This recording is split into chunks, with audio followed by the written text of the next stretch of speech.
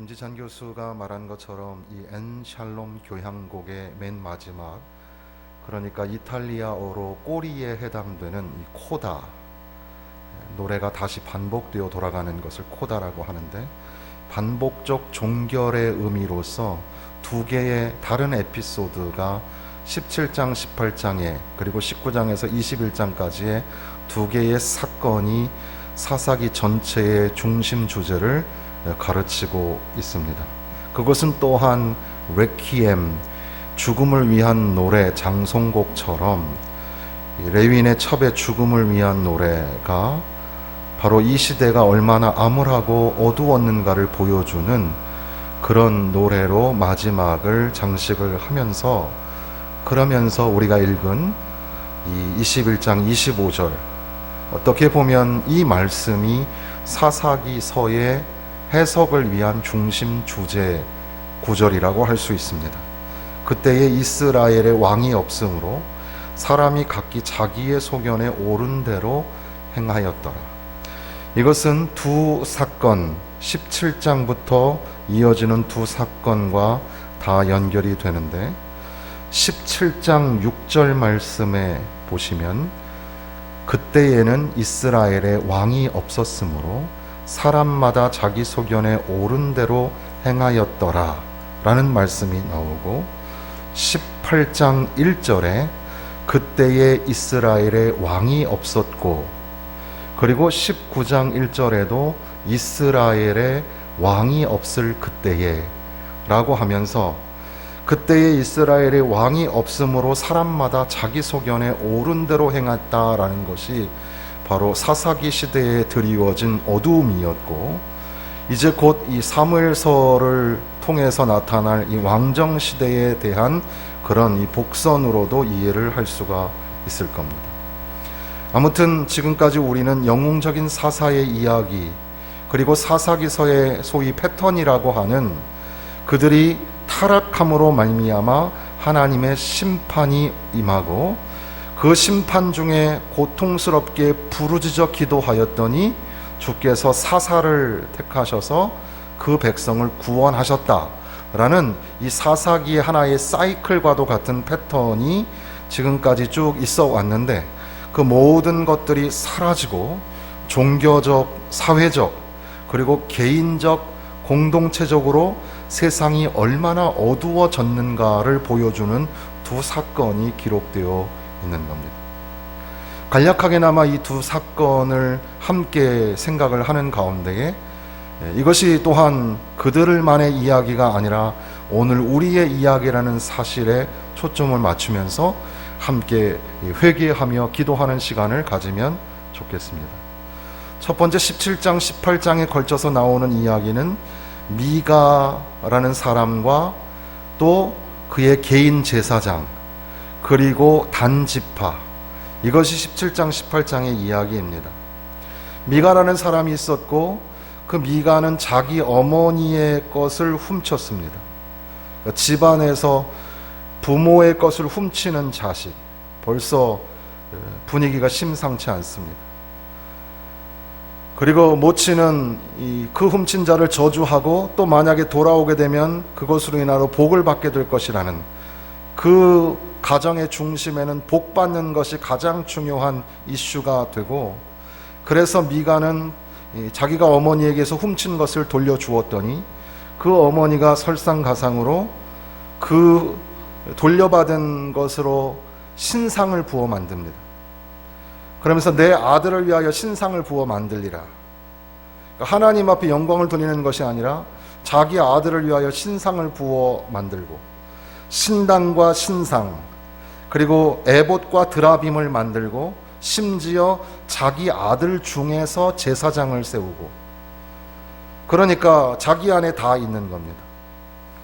자기의 하나님, 자기가 세운 하나님, 그것을 통해서 하려고 하는 게 뭐냐면 복을 받으려고, 복을 받기 위하여 형통하게 될 게 무엇인가 생각해서 그들은 그렇게 자기 안에 신상을 만들고 또 제사장까지 세워놓고 그렇게 살아가고 있는 그때에는, 바로 그때에는 17장 6절에 이스라엘에 왕이 없었으므로 사람마다 자기 소견에 옳은 대로 행하였다. 그런데 이 미가의 집에 레위인이 한 사람 찾아오게 되는데, 이 레위인은 유다 베들레헴에서 사역을 해야 되는, 어떻게 보면 하나님의 일을 전적으로 해야 되는 사람이 바로 레위인인데, 자기의 지역, 자기의 책무를 떠나서 유리하는 신세가 되고 어떻게 해서 에브라임 산지에 미가의 집까지 오게 된 겁니다. 자기의 직무, 자기의 해야 될 일들을 망각한 채 그는 떠돌이 신세가 되었죠. 그리고 나서 이 미가의 부탁을 받죠. 레위인에게 말하는 것이 우리 집의 개인 제사장이 되어주라. 그러면 1년마다 은 10 그리고 의복 1벌 먹을 것을 주겠다. 그러니까 이 제사장이 하나님의 직무를 감당해야 될 사람인데도 불구하고 미가의 집에 종속된, 자기 스스로 고용되었다라는 말을 곧 이따 하게 되는데, 자기 스스로 고용된 그런 제사장이 되어서 하나님 영광을 드러내는 것이 아니라 그 사람네 집에, 미가의 집에 복을 빌어주는 사람으로 전락하고 말았다는 사실입니다. 그러니까 이 미가의 모친 이 집안 사람들은 복 받는 것에 혈안이 된 사람들인데, 그래서 자기 안에 신상을 지어놓고 자기 가족들 중에 제사장을 세워놓고 그렇게 살아가는 사람인데, 이제 우연치 않게 레위인의 등장으로 말미암아 옳거니 잘 됐다. 너가 우리 집에 거하면서 제사장이 되어주면 우리가 너에게 먹을 것 입을 것을 주겠다. 그러니까 이 기회주의자였던 레위인은 옳거니 하면서 그것을 받아서 하나님께 영광을 돌려야 될 책무는 망각한 채 그 집안에 들어가 종속된, 고용된 그런 레위 제사장이 되었다는 겁니다. 그런데 또 이제 하나 단 지파가 나오게 됩니다. 단 지파는 하나님이 여호수아서에 땅을 기업으로 분배하여 주었는데, 새벽 예배 시간에 잠시 얘기했지만 바로 그 단 지파가 받은 그 지역의 블레셋 사람들, 이방 족속들이 드디어 철기 문화를 갖기 시작해서 그들이 정복하기에 꽤 까다로운 그런 족속이었습니다. 그런데 이 단지파는 하나님의 명령이니까 그럼에도 불구하고 순종하여서 그 땅을 정복하고 진멸해야 될 사명이 있었습니다. 그런데 이 단지파가 그 기업을 포기하고 말았습니다. 하나님이 주신 기업을 포기하고 오히려 다른 곳을 찾아서 헤매는 중에, 그러는 중에 지금 이 미가의 집까지 오게 된 겁니다. 그리고 미가의 집에 있는 이 레위인을 만나서 너는 왜 여기 있느냐 라고 말을 하죠. 이 18장에 보면 18장 3절에 미가의 집에 있을 때 그 레위 청년의 음성을 알아듣고 그리로 돌아가서 그에게 이르되 누가 너를 이리로 인도하였으며 내가 여기서 무엇을 하며 여기서 무엇을 얻었느냐 하니, 아마도 그가 제사장이기 때문에 또는 이 남부지방의 억영을 가지고 있었기 때문에 아마 그의 음성을 통해서 여기 사람이 아닌 것 같은데 라고 알아들었는지 모르겠습니다. 이 단지파 사람들이 자기네 땅을 빼앗기고 하나님이 주신 기업으로 주신 땅은 제대로 간수를 못하고 다른 땅 찾아서 이리저리 헤매다가 지금 미가의 집까지 오게 된 거고, 거기에서 레위인, 심상치 않은 레위인을 보고 너 어디서 온 사람이냐라고 묻는 거죠.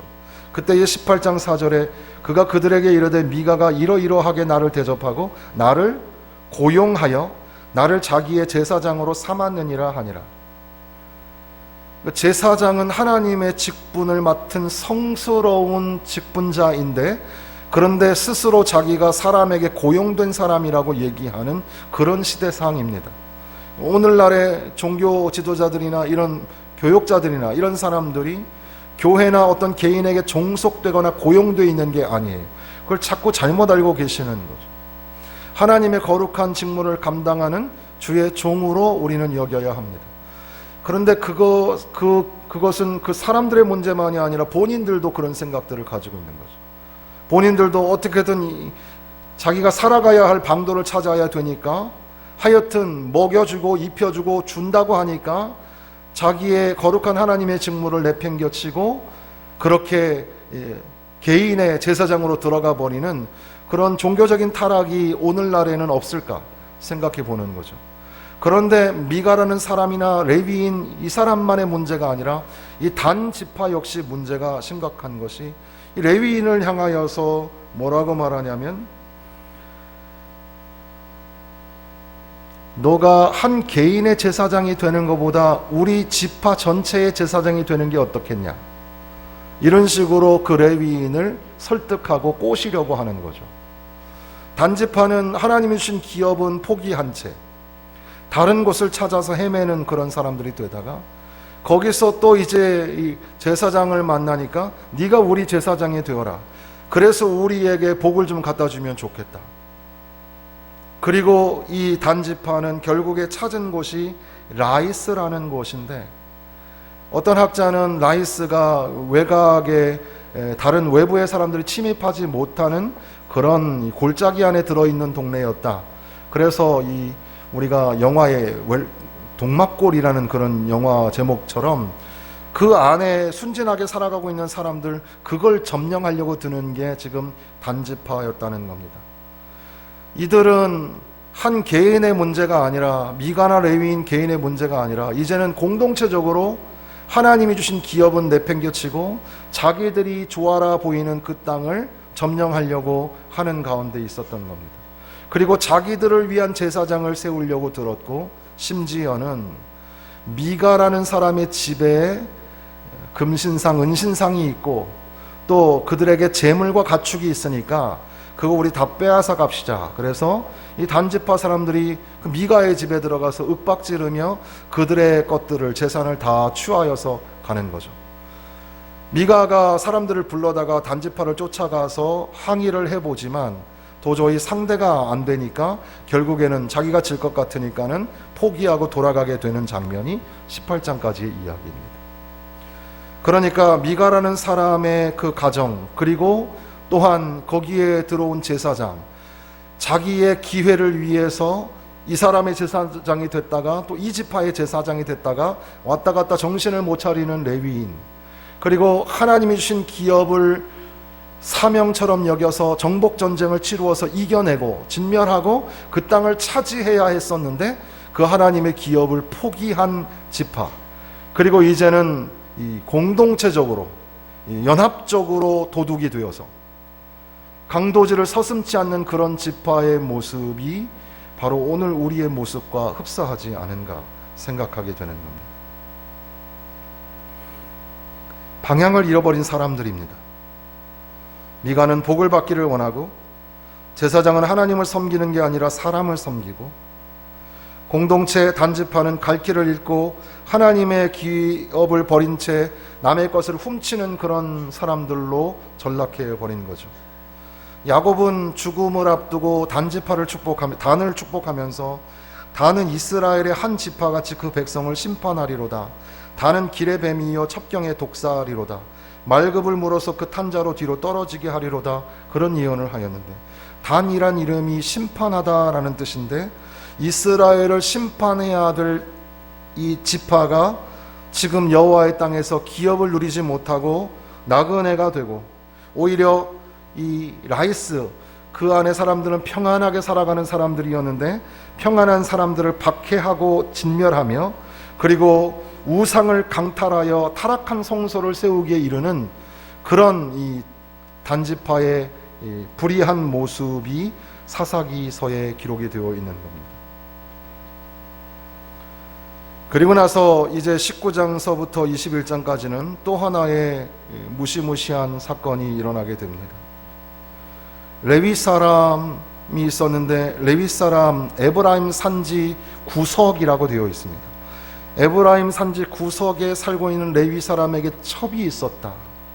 레위 사람에게 첩이 있었다 라는, 히브리어에는 첫째 부인, 둘째 부인, 셋째 부인의 단어가 다른데 바로 셋째 부인 정도 되는 레위 사람에게 첩이 있었다라는 것 자체도 사회적인 모순이지만, 그 첩이 음행함으로 말미암아 자기가 잘못해서 부끄러워서 그랬는지, 아니면 무슨 사정이 있었는지 그 첩이 음행하고 자기 친정으로 도망을 치게 되고, 에브라임 산지에 있었던 이 레위 사람은 자기의 지역을 벗어나서 그 먼 베들레헴까지 그 처가 집으로 해당되는 그 집까지 찾아 들어가게 되고, 그리고 그 장인과 함께 먹고 마시며 마음을 즐겁게 하는 시간을 갖습니다. 먹고 마시며 라는 말이 여러 번 걸쳐서 나오게 되는데, 자기의 첩을 데리고 가려고 할 때마다 장인이 붙잡고 늘어지면서 조금 더 있다 가라, 여기서 먹고 마시자, 그리고 마음을 즐겁게 하자, 먹고 마시고 즐겁게 하자, 먹고 마시고 즐겁게 하자라는 것이 바로 그 시대의 사회상이었는데, 오늘 우리는 어떤가? 우리가 예수님을 믿는 그리스도인이라고 말하면서 교회에 출석하는 것 외에는 세상 사람들하고 먹고 마시고 즐겁게 하는 것이 너무나 똑같지 않은가 돌아보게 되는 거죠. 그러면서 이제 이 레위 사람이 자기의 첩을 데리고 돌아가다가 한 노인을 만나는데, 이 노인도 나그네고 이 사람들도 나그네인데, 나그네가 나그네를 환대하는 그런 어처구니 없는 그런 지경에서 어쨌든 그 노인의 집에 들어가게 되고, 그 노인이 어디서 왔으며 어디로 가느냐라고 묻는 질문, 앞서 레위인에게 단지파가 너는 어디서 왔으며 어디로 가고 무엇을 하느냐고 물은 것처럼 바로 이것이 오늘 우리를 향한 질문이죠. 모든 인류가 항상 남겼던 중요한 질문이 너는 어디서 왔으며 어디로 가고 또 무엇을 하느냐, 고갱의 그림뿐 아니라 이 가장 중요한 인생의 화두, 철학의 중심의 질문이 너는 어디서 왔으며, 그래서 아르케, 만물의 근원이 뭐라고 질문하는 것처럼 어디서 왔으며 어디로 가느냐, 이거 참 중요한 질문인데, 바로 그런 이 질문의 설왕설래 속에서 이제 노인의 집에 들어가게 되었지만 그것이 불행의 시작이 됩니다.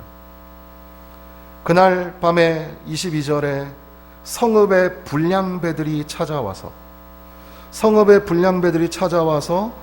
우리가 그와 관계하리라, 그와 관계하리라, 야다라는 말, 알게 하겠다라는 말은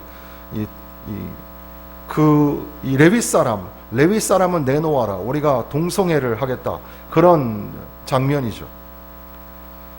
그러니까 그런 능멸의 일을 하지 말아달라고 노인이 얘기하면서 내 딸이 있고 이 레위인의 첩이 있으니까 차라리 이 여자들을 내놓을 테니까 이 레위 사람은 건드리지 말라. 그러면 그 자기의 딸이나 이 레위인의 첩을 내놓는 것은 옳은 일입니까?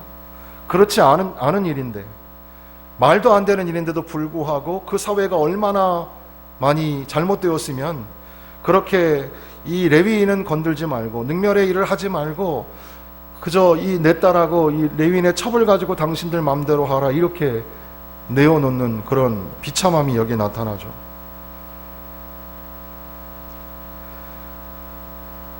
넘겨진 이 레위인의 첩은 밤새도록 능욕을 당하고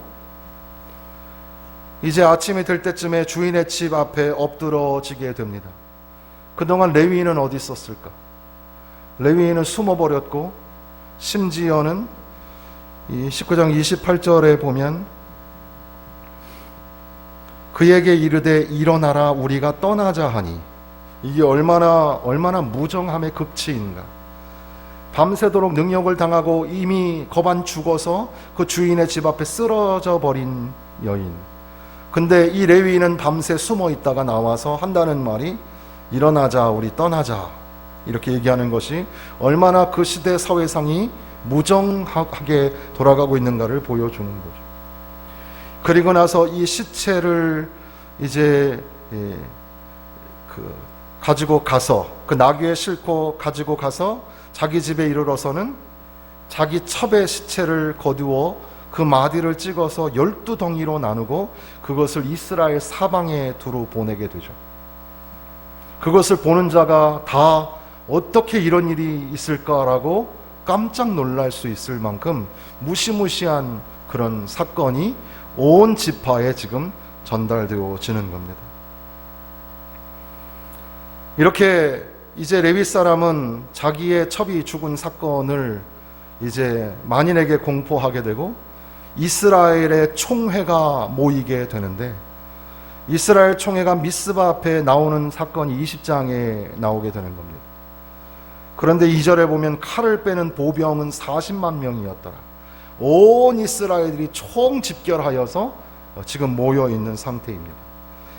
아이러니한 것은 예전에 드보라가 전쟁을 이룰 때에 이 철병거를 가지고 있었던 시스라 장군과 싸울 때에 와서 우리를 도우라 하였을 때에도 지파들 중에는 르벤이나 길르앗이나 아셀이나 단 지파는 전쟁에 참여하지 않고, 그래서 기껏 모여봐야 10,000명 정도밖에 모이지 않았던 거에 비하면 지금 이 사람들이 다 한자리에 모여 있다는 사실이 굉장히 의아스러운 장면이거든요. 한 개인의 사건으로 말미암아 좌지우지 되는 총회가 되어버린 것을 지금 시사하고 있는 겁니다. 그리고 나서 이 레위인이 이 이스라엘의 모든 사람들 앞에 설명을 하는데, 그런데 이 사람의 보도가 왜곡되어 있는 것도 볼 수가 있습니다. 4절에 보면 레위 사람 곧 죽임을 당한 여인의 남편이 대답하여 이르되 내가 내 첩과 더불어 베냐민에 속한 기브아에 유숙하러 갔더니 기브아 사람들이 나를 치러 일어나서 밤에 내가 묵고 있던 집을 에워싸고 나를 죽이려 하고 내 첩을 욕보여 그를 죽게 한지라. 자기 입장, 자기에게 이로운 대로 해석해서 왜곡된 보도를 하고 있는 겁니다. 그래서 내가 내 첩의 시체를 쪼개어서 이스라엘 기업 온 땅에 보내게 되었다. 이 망령된 일을 너희들이 의견과 방책을 내라, 이렇게 얘기하는 거죠. 그때에 이제 이스라엘의 총회가 그 이야기를 듣고, 자 이제 우리 이 음행한 이 불량배들을 잡으러 가자. 그리고 이 불량배들이 속한 지파가 베냐민 지파인데 베냐민 지파에게 물어서 불량배들을 내놓으라 하자. 우리가 정말 법대로 공의대로 진멸하여 버리리라. 흥분을 해가지고 움직이려고 하는 거죠. 오랜만에 보이는 단합이지만, 그러나 그들 안에는 이 치밀하게, 진지하게, 또 신중하게 그 사건을 볼 수 있는 눈이 결여된 상태로 지금 흥분해서 전쟁을 치르려고 하고 있는 겁니다. 베냐민 지파도 만만치 않았습니다. 베냐민 자손들도 귀를 기울이지 않고 싸울 태세를 갖추고, 그래서 이제 모든 이스라엘 지파와 베냐민 지파가 전쟁을 치르게 되는데, 성급하게 전쟁을 치르려고 하는 이스라엘 총회도 문제지만 거기에 맞닥뜨려서 싸우려고 하는 이 베냐민 지파도 또한 문제가 있는 거죠. 그래서 서로 싸우지 말고 상황을 자세히 살펴보고 우리 안에 문제가 있다면 그 문제들을 점검하고 어떻게 할 것인가를 생각하고 또 그것을 가지고 하나님 앞에 묻는 과정이 필요했는데, 그런 것들을 다 무시한 채 지금 흥분의 도가니가 이제 전쟁을 치르려고 하는 겁니다. 이스라엘 총회가 이제 베냐민 지파를 이제 진멸하게 되는데, 그러나 단번에 이긴 게 아니라 2번 실패를 하게 됩니다. 하나님 앞에 올라가 하나님 앞에 묻기를 18절 말씀에 보면 우리 중 누가 먼저 올라가서 베냐민과 싸우겠습니까? 라고 물어보니까 하나님께서 말씀하시기를 유다가 먼저 갈지니라. 그런데 너희가 이길 것이라 라고 하나님이 말씀하시지 않는단 말이죠. 그래서 거기서 22,000명이 죽게 됩니다. 그리고 또다시 이들이 울면서 하나님 앞에 다시 나아가서 우리 형제 베냐민 자손과 싸우리이까? 라고 23절에 물었더니 올라가서 치라 라고 말씀하시는데, 거기에 또 다시 너희가 이기리라 라는 말씀은 없습니다. 또 18,000명의 사람들이 죽게 되죠. 그리고 결국에 세 번째, 그들이 이제 자복하고 회개하면서 이게 뭐가 잘못됐구나. 그래서 내가 다시 나가 나의 형제 베냐민 자손과 싸우리까 말리까, 28절에 싸울까요 아니면 싸움을 포기할까요 까지 하나님 앞에 맡겨 드렸더니 그제서야 하나님께서 올라가라, 내일은 내가 그를 너의 손에 붙이리라 말씀하신단 말이죠. 결국 피비린내 나는 전쟁이 일어나게 되었고, 그로 인하여서 이 베냐민 지파는 아예 와해되고 진멸당하게 되어서 이제 이 지파가 존속될 수 없을 만큼의 커다란 이 타격을 입게 되는 겁니다. 한 지파, 이스라엘의 한 지파가 무너지게 된 겁니다. 누가 승자입니까? 누가 패자입니까? 수많은 사람들이 죽어나가게 됩니다. 물론 이 사건과는 조금 다르지만 지금 이스라엘과 팔레스틴의 전쟁이 지금 매우 심각한 상황에 있는데, 그들의 전쟁으로 인하여서 누가 더 좋은 편이다, 나쁜 편이다 라고 얘기가 참 어렵죠. 이스라엘의 뒤에는, 배후에는 미국이 있다라고 얘기하고, 그리고 모든 나라들은 지금 이스라엘의 공격을 멈추어라, 거기에는 민간인이 있다, 이렇게 말하죠. 이스라엘이 그렇게까지 하는 데에는 그 팔레스틴이 8,000발, 9,000발 이상의 로켓포와 미사일을 이스라엘 지역에 쏘아 부었는데 그런 보도는 얘기하지 않고, 더군다나 그들이 미사일을 쏘고 있는 장소들이 민간인들이 있는 지역을 피해 다니면서 그 안에서 쏘고 있어서 이스라엘은 어쩔 수 없이 그 딜레마 속에 민간인들이 죽어나가고 어린이들이, 자녀들이 죽어나가는데도 불구하고 거기에다 쏘아 부음으로 말미암아 세상에서 아주 이 전쟁범으로 이렇게 몰리게 되는 그런 상황 속에 누가 잘했느냐, 누가 못했느냐, 누가 승자냐, 누가 패자냐 말하기는 참 어려울 겁니다. 어떤 사람들은 저렇게 전쟁하는 바람에 군수물자를 만드는 사람들만 떼돈을 벌고 있는 거다라고 말하기도 하는데, 결국 그러한 전쟁으로 말미암아 수많은 아무 생각도 없고 또 아무 그런 어떤 욕심도 없었던 민간인들이 무수히 많이 죽어나가고 있다는 것은 우리가 심각하게 고려하고 고민해야 하는 거죠. 뭐 민주화냐, 어떤 뭐 정치적인 이념이나 사상이나 이런 게 다가 아니라 한 인간이 죽어나간다는 것이 얼마나 비참한 일입니까? 근데 지금 여기에서는 이들이 레위인의 이야기를 듣고 레위인의 그 무정함의 절정으로서의 첩을 12덩이를 내고 그 시체를 돌려보내고 그 경악스러운 그 사건으로 말미암아 이제는 한 지파를 완전히 진멸해버리는 사건이 되어버린 겁니다. 양쪽 모두가 다 진 거죠. 하나님은 그렇게 모두를 징계하시는 하나님이셨고, 21장 2절 3절에 보면 백성이 베델에 이르러 거기서 저녁까지 하나님 앞에 앉아서 큰 소리로 울며 대성통곡을 하면서 이르되 이스라엘 하나님 여호와여, 어찌하여 이스라엘에 이런 일이 생겨서 오늘 이스라엘 중에 한 지파가 없어지게 하시나이까 하더니, 이제 드디어 한 지파가 없어지게 된 것을 스스로 깨닫고, 아, 이거 큰일 났다, 이거 잘못된 일이다 라고 이제 하나님 앞에 회개하며 거기서 제단을 쌓고 번제와 화목제를 드리게 되는 겁니다. 더 나아가서 베냐민 지파의 존속을 위해서, 베냐민 지파가 진멸을 당하게 되는 이런 상황 속에서 베냐민 지파의 존속을 하려면 이제 후손들을 남기기 위해서 여자들이 필요한데 지금 여자들이 없어요.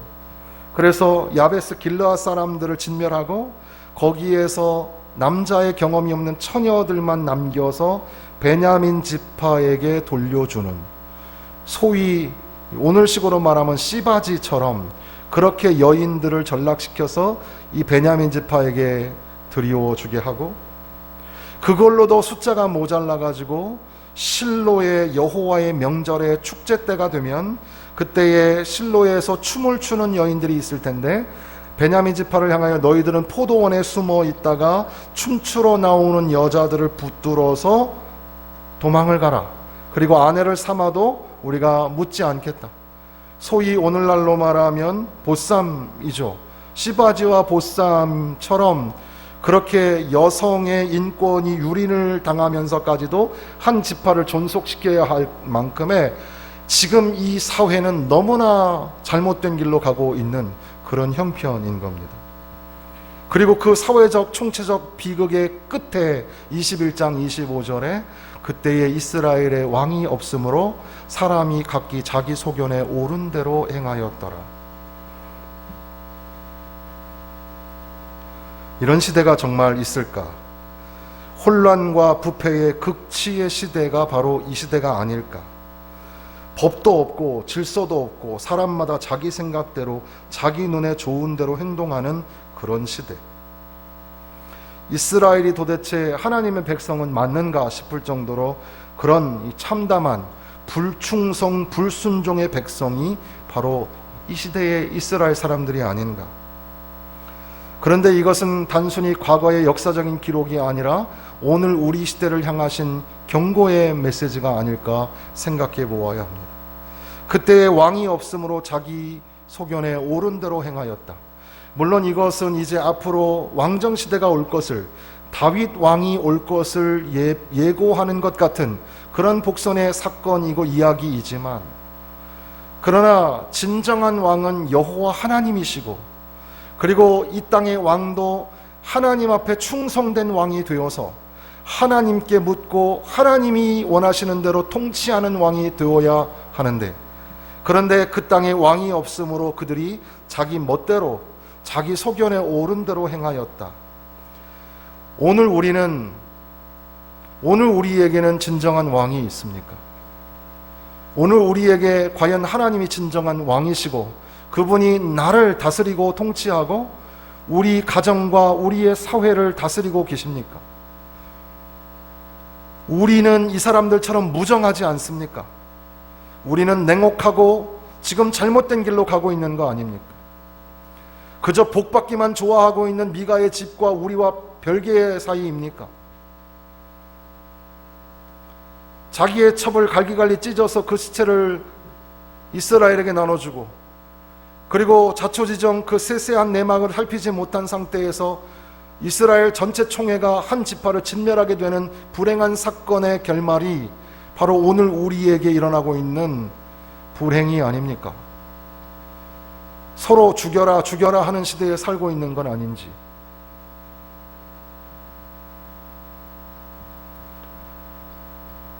하나님 약속 앞에 우물쭈물했던 바락 같은 사람도 있었고, 이방의 꿀을 찾아 헤매다가 이방의 벌에 쏘여서 침몰하게 되었던 삼손 같은 사람도 있었고, 그리고 하나님의 신실한 사명을 감당하다가 끝내 그 일을 제대로 감당하지 못하는 사사들도 있었으며, 하나님 영광을 돌려드려야 할 백성임에도 불구하고 자기의 사명을 망각한 채 방황하고 돌아다니는 사람들의 모습이 오늘 우리의 모습은 아닙니까? 사사기는 이렇게 그 사회를 고발하고 있는데, 그러나 이렇게 어두운 그늘만의 고발이 아니라 그럼에도 불구하고, 인간의 불충성에도 불구하고 하나님은 신실하시다라는 것을 보여주는 것이 사사기입니다. 계속되는 반역에도 불구하고 그의 백성들을 불쌍히 여기시고 돌보시는 분이 하나님이시다. 만약에 하나님의 끊임없는 사랑이 없었다면 사사기에 나오는 이스라엘은 바로 그때 완전히 진멸하고 말았을 겁니다. 그럼에도 불구하고 하나님의 지속적인 사랑으로 그들이 생존할 수 있었다는 사실이죠. 오늘 우리도 하나님의 사랑이 아니라면 살 수 없습니다. 때론 우리를 향하여 징계하시기도 하고 진노하시기도 하지만, 그럼에도 불구하고 하나님의 사랑이 우리를 끌어안고 계시기 때문에 우리가 살아갈 수 있는 겁니다. 죄로 말미암아 우리 스스로는 회복이 불가능한 상태가 된 인간 실존, 그럼에도 불구하고 하나님은 친히 이 땅에 흠없고 점없는 제물이 되셔서 십자가에서 당신이 죽으시기까지 그렇게 사랑하여 주셔서 우리를 회복시켜 주신다는 사실이죠. 사사기의 이 어두운 그늘은 저들의 이야기, 남의 이야기가 아닙니다.